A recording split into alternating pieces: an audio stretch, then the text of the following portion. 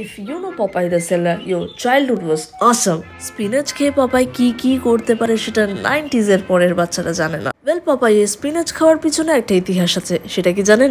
Hi, this is Riti and I talk about plants. This series is about the fascinating history of plants. 1933-এ Popeye the Sailor যখন প্রথম release হয়, global ইকোনমিতে severe downfall চলছিল। The great depression of 1929 share market ধসে গেছিল, বাজারে চলছিল চরম মন্দা। অ্যাভারেজ আমেরিকান বাচ্চাদের মধ্যে নিউট্রিশনের অভাব দেখা দিচ্ছিল, আর স্পিনাচকে মনে করা হতো আয়রনের ভরপুর। তাই কার্টুনিস্ট সিগার বাচ্চাদের মধ্যে স্পিনাচকে পপুলার করার জন্য পপাইকে ধরিয়ে দেয় স্পিনাচ। কিন্তু এটা পুরোপুরি বেসড ছিল একটা ভুল তথ্যের উপর। German scientist Erich von Wolf একটা সিলি মিস্টেক করে ফেলেছিলেন। স্পিনাচে আয়রনের মাত্রা 3.5 মিলিগ্রাম না লিখে 35 মিলিগ্রাম লিখে ফেলেছিলেন। এই ভুল শোধরানো হয় 1937-এ। বাট আয়রন ছাড়াও স্পিনাচে আরো অনেক নিউট্রিশনাল ভ্যালু আছে which are good for health. So Popeye and spinach become legendary combo.